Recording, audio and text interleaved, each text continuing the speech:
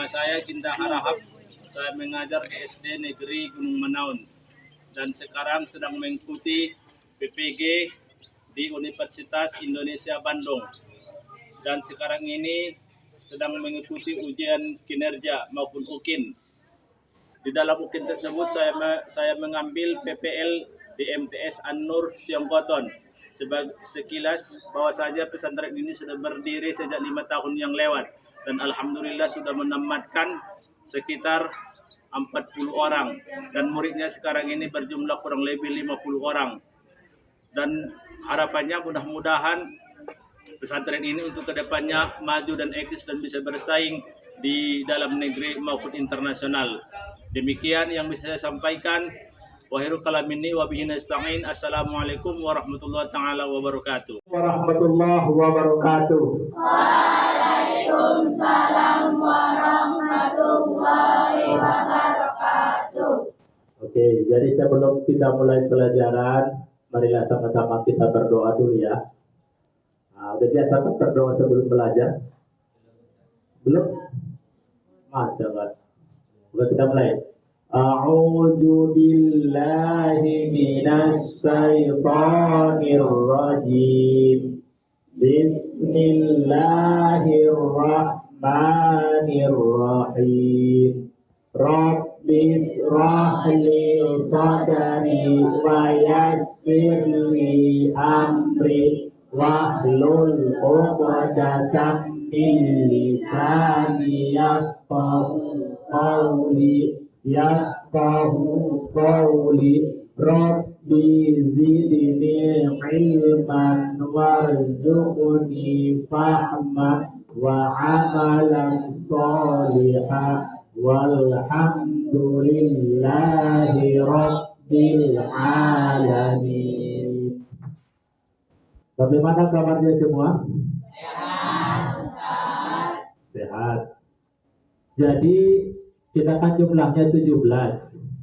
Yang hadir 16 dan yang tidak hadir 1 orang. Siapa yang tidak hadir itu? Si Ito. Oke. Jadi sebelum kita mulai, sini Bapak perlu sampaikan bahwasanya Bapak kemari untuk PPL di siklus kedua. Di siklus pertama alhamdulillah sudah selesai dan masuk kita ke siklus kedua. Jadi yang menjadi materi kita untuk hari ini tentang masuknya agama Islam ke Indonesia. Apa? Masuknya agama Islam ke Indonesia. Serta nanti akan kita bahas yang menjadi peninggalannya. Oke, jadi sebelum kita mulai pelajaran, di sini Bapak membuat pertanyaan dulu ya. Sebagai pertanyaan semantik, apakah kalian nanti paham tentang materi kita ini? Yang pertama, mengapa agama Islam mudah diterima bangsa Indonesia? Siapa yang bisa menjawab? Ayo, 7 saat, jangan hanya berbicara tapi nggak ada orangnya, ya. Mengapa agama Islam mudah diterima bangsa Indonesia? Ada yang bisa menjawab? Ada yang bisa menjawab? Berarti kan Islam kan sebagai agama mayoritas ya, hampir 90% di Indonesia ini. Penduduk Indonesia 270 jiwa, 270 juta jiwa, itu 90%-nya menganut agama Islam. Jadi pertanyaannya, mengapa agama Islam mudah diterima oleh bangsa Indonesia? Ada yang bisa menjawab? Ya. Jawab aja dulu. Mana tahu benar nanti. Ayo. Karena Indonesia baik-baik. Iya, itu pun jawaban juga. Itu pun jawaban. Karena Indonesia baik-baik. Ada lagi yang lain? Ada yang perempuan? Masa kalah sama laki-laki? Jawab aja dulu. Kalau salah pun nggak dapat hukumannya. Ini hanya sebagai pertanyaan semantik ini. Apakah kalian nanti paham tentang materi ini? Ada yang bisa menjawab? Enggak. Nah, jadi Islam itu kan kenapa mudah berkembang di Indonesia? Karena yang pertama, syarat untuk masuk agama Islam itu tidak sulit. Tidak sulit, cukup mengucapkan 2 kalimat syahadat. Cukup mengucapkan 2 kalimat syahadat. Apa itu 2 kalimat syahadat? Asyhadu an la ilaha illallah wa asyhadu anna Muhammadar Rasulullah. Itu syaratnya. Baru laksanakanlah kewajibanmu. Itu yang pertama. Baru yang kedua, kenapa mudah diterima? Karena di agama Islam itu tidak ada perbedaan. Tidak ada yang namanya seperti Hindu Buddha itu kan ada kasta. Manusia itu digolong-golongkan. Ada yang kelas tinggi, kelas rendah, menengah, kelas bawah. Nah, ada kasta Brahmana, kasta Waisya gitu kan. Di agama Islam itu gak ada. Sama kita semua di mata Allah ini. Ya, kita itu sama. Di mata masyarakat pun kita sama. Yang membedakan kita di mata Allah Subhanahu wa taala itu apa itu? Hanya iman dan takwa kita. Kalau semakin banyak imanmu, semakin banyak takwamu kepada Allah, itulah yang membedakan kita. Berarti baru untuk beribadah supaya kami itu mulia di hadapan Allah Subhanahu wa taala.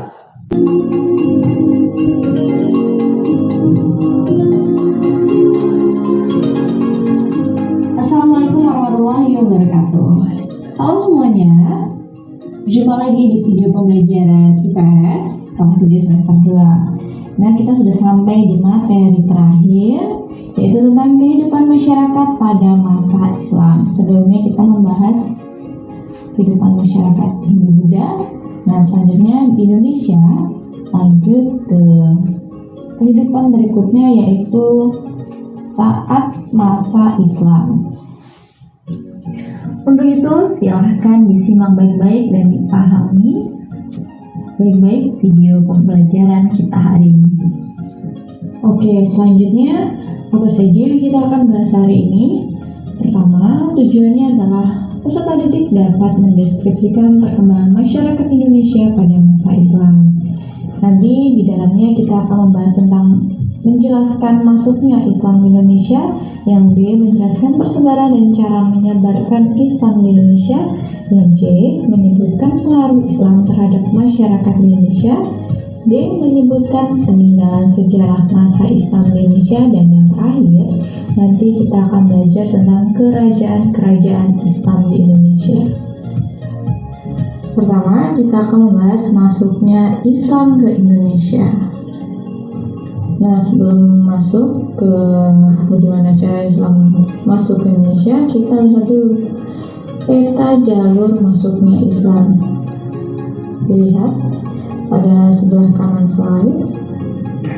Gambar ini atau peta ini menunjukkan jalur perdagangan laut para pedagang dari Arab, Persia, dan Gujarat ke Indonesia.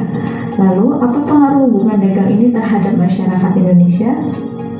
Ketika perdagangan di sekitar Selat Malaka dan daerah lainnya di Kepulauan Indonesia semakin maju. Nah, pedagang-pedagang dari Arab tadi, dari Persia dan Gujarat turut meramaikan kegiatan tersebut. Kapal-kapal ini mulai menyinggahi beberapa tempat di pesisir Sumatera sejak abad ke-7 Masehi. Lalu melalui hubungan dagang ini, para pedagang akhirnya memperkenalkan ajaran dan nilai-nilai Islam kepada masyarakat Indonesia. Lalu, setidaknya ada 2 jalur yang menjadi rute masuk Islam ke Indonesia, yaitu ada di jalur utara dan jalur selatan. Untuk jalur utaranya sendiri dengan rute pertama di Arab, yaitu Mekah dan Madinah, lalu Damaskus, Irak, Persia, dan Gujarat. Gujarat ini terletak di pantai barat India, lalu ke Sri Lanka, dan akhirnya menuju ke Indonesia. Dan untuk jalur selatannya dengan rute Arab, yaitu Mekah dan Madinah, lalu ke Yaman, Gujarat, Sri Lanka, dan akhirnya ke Indonesia. Perlu diketahui juga bahwa selain pedagang, penyebaran agama Islam ini juga dilakukan oleh para mubalik dan ulama, sehingga hasilnya terbentuklah sejumlah pemukiman muslim di berbagai daerah seperti di Sumatera, Jawa, Kalimantan, dan Maluku. Ada pendapat beberapa ahli yang menjelaskan waktu masuknya Islam atau tempat asalnya Islam ke Indonesia, Nah, yang pertama ada teori Mekah yang berasal dari Arab. Nah, ini adalah pendukungnya adalah Buya Hamka, Anthony H. Jones, T.W. Arnold, dan Van Leeuw. Nah, Buya Hamka ini mengatakan bahwa penyebaran Islam Indonesia berasal dari tanah kelahirannya, yaitu Arab Mesir pada abad ke-7 Masehi. Harus sama, ya. Baru nanti bahan diskusi kalian ini nanti akan dipresentasikan ke depan. Siapa nanti yang menjadi utusannya? Hanya membacakan saja. Nanti hanya yang membacakan saja ke depan, ya. Iya. Oke. Silakan ambil buku IPS-nya. Silakan ambil buku IPS-nya. Paling tidak satu meja ada satu lah, ya. Kalian ada IPS-nya? Jadi kan udah keluar. Ini kan ada kan? Iya. Udah apa? Yang lama-lama kalau yang ini ya cukup dua aja itu kan? Bebas. Iya. Yang lama-lama ya hanya dua aja itu. Pertama kan masuknya datangnya agama Islam abad ke-7. Abad di mana dapat asalnya? Asalnya itu dari mana? Tadi Bapak bilang tadi kan. Dan bukti pendukungnya apa? Tadi Bapak bilang, tinggal mencatat aja kok. Enak. Iya. Atau perhatikan bukunya. Kalian ada bukunya? Masa? Ada. Di situ ada berapa bukunya di situ? Ada berapa bukunya di situ? Dua. Kasihkan satu dulu kemari dulu. Kenapa paling tidak kan satu orang satu meja? Masih belum cukup? Oke.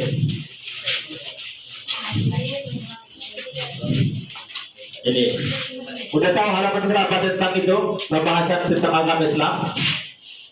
Ayo, ambil perhatikan bukunya. Ini di semester 2 ini ya.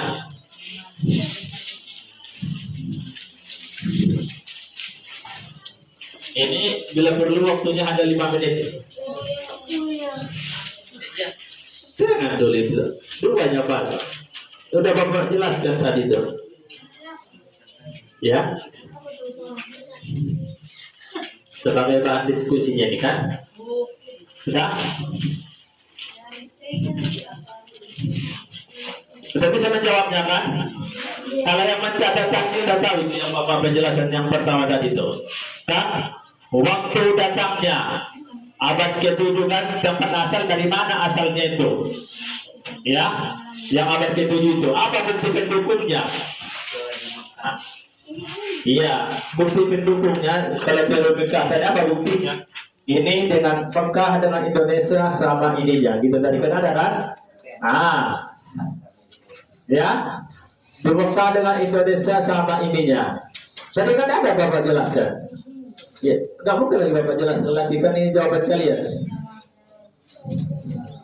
Itu Buddha ini di sini itu di sini. Dan sudah Hindu Buddha baru Islam itu. Mana? Perkembangan masyarakat kebudayaan dan pendengar masyarakat Islam. Iya. Sumber berita kronologi proses masuknya. Iya. Masuknya. Halaman 205 ya. Bukti sumber berita dan luar negeri. Ini ada buktinya. Nah, ini kan abad ke-7. Ini ada abad ke-7. Nah, baru ini mana lagi yang abad ke-13? Marco Polo yang ini abad ke-13 ini. Yang 1952 ini. Ya. Jadi yang dua ada 7 sama ada 13 ini.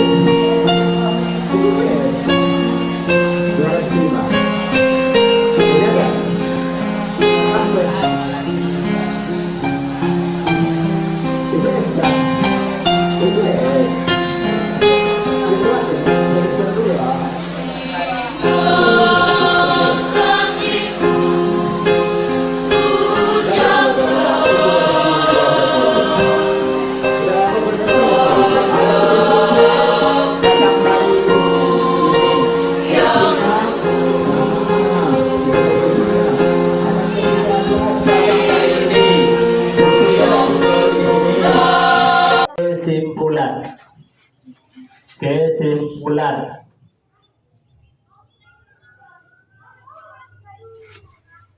Yang pertama, Islam masuk ke Indonesia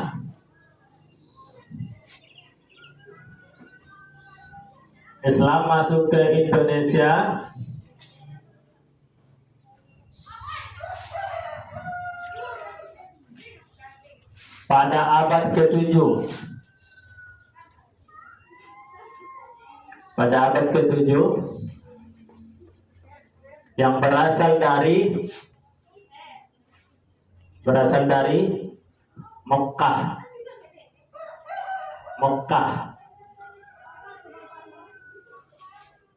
Buktinya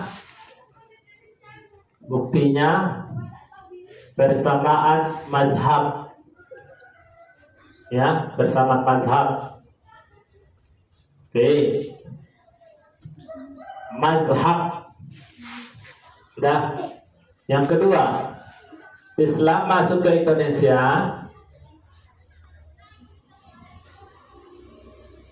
abad ke-13. Abad ke-13 dari Gujarat.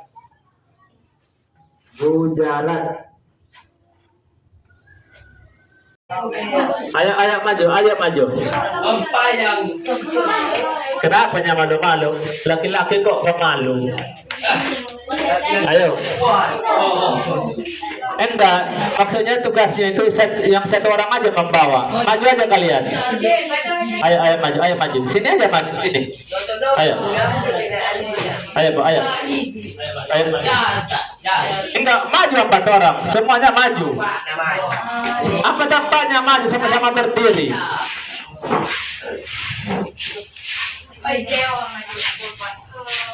Oke.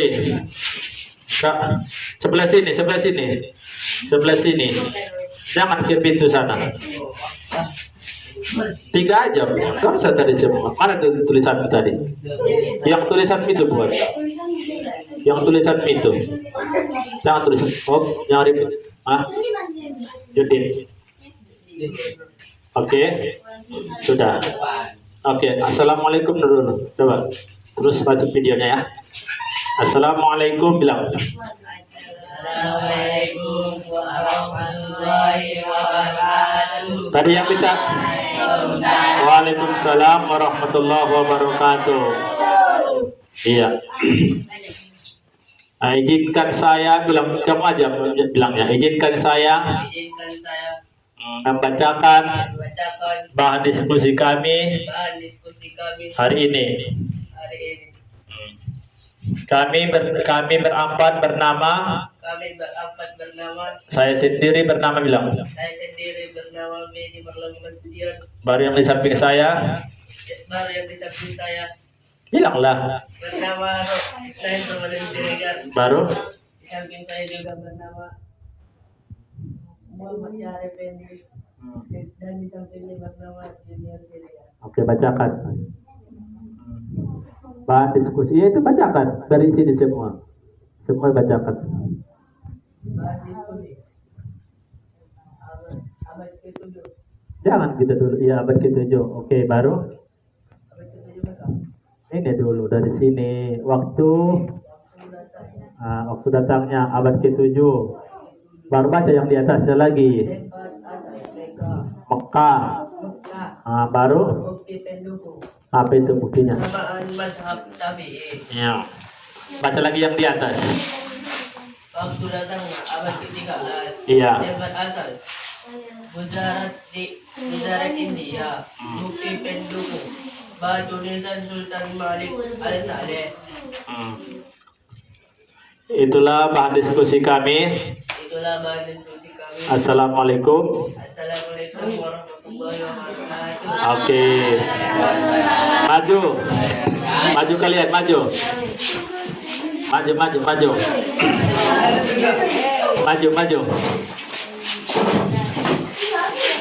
Siapa yang membaca? Kenapa malu? Membaca itu aja kok apa? Romi sini ke Romi. Doa aja Romi. Kamu yang paling ganteng. Udah, salam dulu. Salam. Assalamualaikum warahmatullahi wabarakatuh. Ya. Ayo, bilang. Izinkan saya Izinkan saya menyampaikan menyampaikan hasil diskusi kami. hasil diskusi kami. Saya sendiri bernama Saya sendiri bernama Rami Hasibuan, yang di samping kanan saya ini bernama Tajuddin Siregar, dan samping kiri saya ini bernama Rizky dan Muhammad Pendi. macam-macam ketawa. Waktu datangnya abad ke-7, tempat asal Mekah, bukti pendukung persamaan mazhab Syafi'i. Iya. Waktu datangnya abad ke-13, Gujarat, India, pendukung batu nisan Sultan Malik Al-Khalid. Salam lagi. Assalamualaikum warahmatullahi wabarakatuh. Waalaikumsalam warahmatullahi wabarakatuh. Oke, maju kelompok ketiga. Kelompok ketiga maju. Kelompok ketiga. Maju. 3 menit Roni. 3 menit. 10. Oke. Jangan dorong-dorongan. Geser ke sana nak. Ayo, siapa yang membacakan? Hah? Bisa buat. Alah, main trio tunjuk laki-laki kayak gitu tunjuk. Udah kamu aja yang bacakan apa? Nggak bisa ngomong kan? Ini. Kau lebih cantik. Ayo, bacakan aja. Salam dulu. Assalamualaikum warahmatullahi wabarakatuh. Waalaikumsalam warahmatullahi wabarakatuh. Yang lain ya. Waktu datangnya abad ke-7, berasal dari Mekah, dipendukung persamaan mazhab Syafi'i. Mazhab Syafi'i. Waktu datangnya abad ke-13, Gujarat, India, tempat asal Gujarat, India, bukti pendukung batu nisan Sultan Al-Malik Al-Khalid. Baru kau bacakan dulu tadi tugas yang terakhir itu. Bacakan dulu tugas yang terakhir tadi. Iya. Tentang kemajuan dan kemunduran tadi. Iya itu. Itulah baca. Tulisan sendiri itu. Rahasia perdagangan, faktor pendorong kemundurannya karena dikuasai Portugis. Aceh, perdagangan dan pertanian. Setelah wafatnya Sultan Iskandar, sudah tidak ada pemimpin yang kuat. Demak, perdagangan, adanya perebutan tahta kekuasaan. Mataram, pertanian karena campur tangan Belanda di pemerintahan. Iya. Banjar, Banjar. perdagangan dan pertanian campur tangan Belanda. Belanda. Oke. Salam lagi. Salam terakhir. Assalamualaikum warahmatullahi wabarakatuh. Waalaikumsalam warahmatullahi wabarakatuh. Oke. Sekarang kelompok yang terakhir. Maju. Siapa yang membacakan diskusi dan siapa yang membacakan tugas tadi yang terakhir, tugas kelompok itu. Oke? Jangan lagi, aduh, berantem kalian gara-gara itu. Udah baca Melisa? Baca aja Melisa. Kau lebih cantik nak. Siapa yang membaca dia lebih cantik? Iya, kamu. Assalamualaikum warahmatullahi wabarakatuh. Waalaikumsalam warahmatullahi wabarakatuh. Waktu datangnya abad ke-7. Ya. Tendaman ini didasarkan pada berita yang diperoleh dari para pedagang Arab. Batu nisan Al-Saleh, abad ke-13. Pendapat ini didasarkan pada masa runtuhnya dinasti Abbasiyah. Iya, dia ada referensi dia. Lanjut. Sultan Malik Al-Saleh. Oke. Siapa yang membacakan tugas tadi? Terakhir. Siapa lagi yang lebih cantik di sini? Ayo, ini dia. Iya. Salam. Assalamualaikum warahmatullahi wabarakatuh. Waalaikumsalam warahmatullahi wabarakatuh. Kerajaan, faktor pendorong kemajuan. Samudera Pasai, perdagangan, faktor pendorong kemundurannya karena dikuasai Portugis. Iya. Aceh, perdagangan dan pertanian. Iya, Roni. Setelah wafatnya Sultan Iskandar Muda tidak ada pemimpin yang kuat. Iya. Demak, perdagangan, adanya perbuatan tata kekuasaan. Baca dulu yang di atas.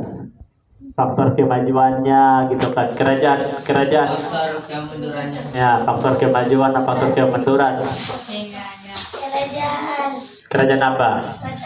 Mataram. Faktor kemajuannya. Itu kan? Faktor pendorong kemajuan. Iya, apa? Pertanian, faktor pendorong kemundurannya. Iya. Karena campur tangan Belanda di pemerintahan. Kesimpulan.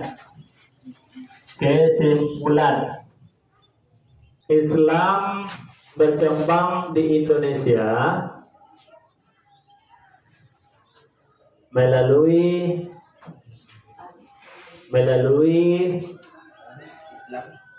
Islam berkembang di Indonesia melalui perdagangan. Buat satu perdagangan,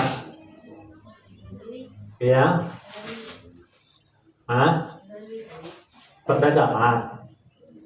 perdagangan. Dua, dakwah. Tiga, pernikahan. Empat,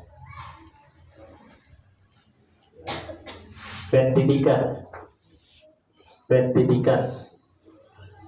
Udah. Dulu kan ada pesantren-pesantren zaman-zaman dulu yang dibangun oleh para dai itu. Nah, pesantren yang ada di Jawa kan. Itulah buktinya.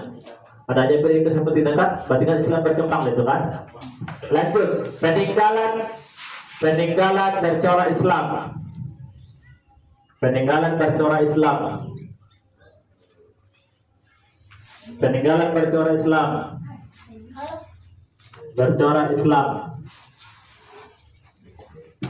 Peninggalan bercorak Islam. Buat masjid.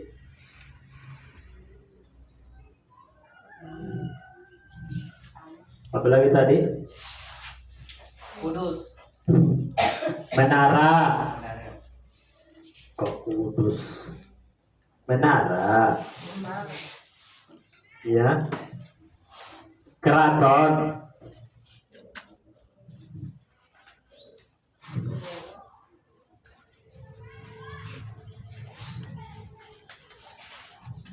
Makam.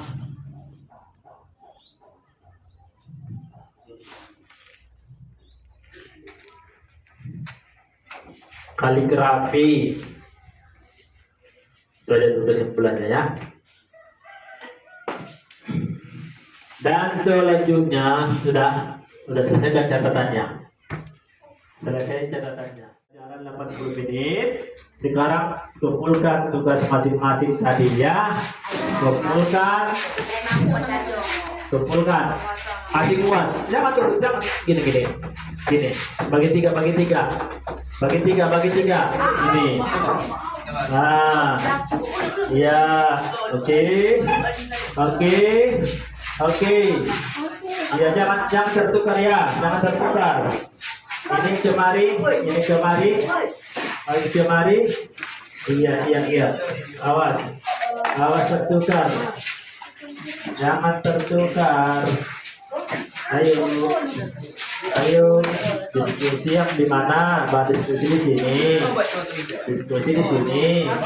Tolong belajar. Sudah? Oke. Sudah?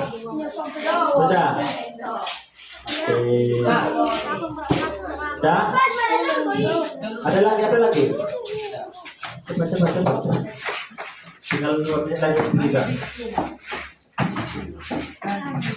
Sudah? Sudah? Oke. Sekarang hari ini Bapak merasa senang karena anak-anak semua tadi antusias untuk mendengarkan pelajaran. Ya. Antusias tadi kan? Mudah-mudahan harapannya untuk kedepannya kalau ada seperti ini lagi yang datang PPL, itu namanya PPL ya, praktek lapangan mengajar dia kan, PPL praktek mengajar dia.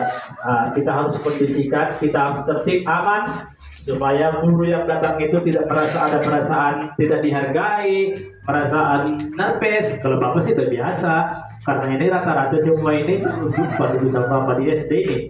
Paling ada berapa orang lain? 1, 2. Cuma 2 orang kan? 3. Oh, 3 orang, cuma 3 orang. Selain itu udah Bapak kenal semua ini. Orang ini udah kenal dengan Bapak. Gimana dulu Bapak waktu mengajar kalian kan? Siapa yang pernah gurunya Bapak di sini? Guru kelasnya? Dijutin. Rata-rata semua.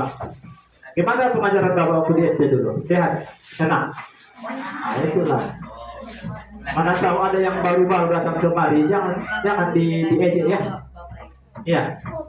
Jangan ditakut-takuti. Kalau Bapak tidak takuti, Bapak takut. Orang udah kenal pula sama kalian kan. Oke, mungkin sampai di sini dulu untuk materi kita pada hari ini. Sebelum kita tutup dengan salam, marilah kita mengucapkan Alhamdulillah. Alhamdulillahirabbil alamin. Wabihi nasta'in wa khairu kalamini. Assalamualaikum warahmatullahi ta'ala wabarakatuh.